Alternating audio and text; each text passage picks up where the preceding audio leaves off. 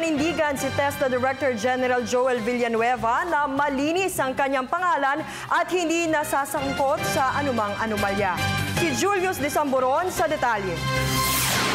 Hindi nakikita ni Technical Education and Skills Development Authority Director General Secretary Joel Villanueva na magiging hadlang sa kanyang kandidatura sa 2016 elections ang isinampang kaso sa kanya na may kaugnayan sa 10 billion PDAF o pork barrel scam.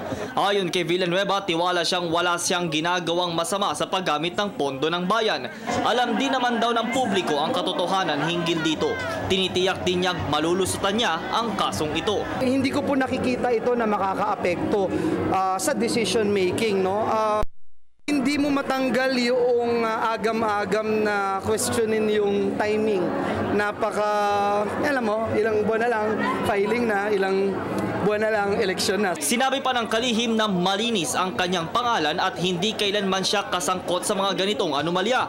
Matatanda ang kasama ng TESDA chief na kinasuhan sina Senador Gringo Honasan III, Cagayan de Oro Representative Rufus Rodriguez, Manila Representative Amado Bagaching at La Union Representative Vic Ortega. Time and time again, yung track record po natin, kailanman hindi po tayo natakot sa katotohanan. Kahit wala po akong katabi ngayon na abogado at hindi rin po ako abogado, kaya ko pong idepensa ang aking malinis na pangalan na nagsisilbing premium ko for so many years. Una nang sinabi ni Presidential Communications Secretary Sonny Coloma na patuloy pa ding gagampanan ni Villanueva ang kanyang trabaho na naaayon sa tuwid na daan.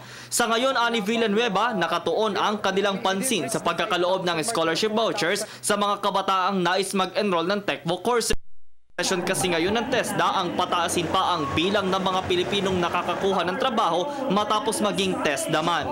So lahat po ng scholarship program nilamp po natin bilang parte ng training trabaho programs. That's 3.2 billion for the entire year. Mas lalong matututukan at mabibigyan natin ng pansin itong mga programa na nagbibigay ayuda sa mga marginalized sector of our society.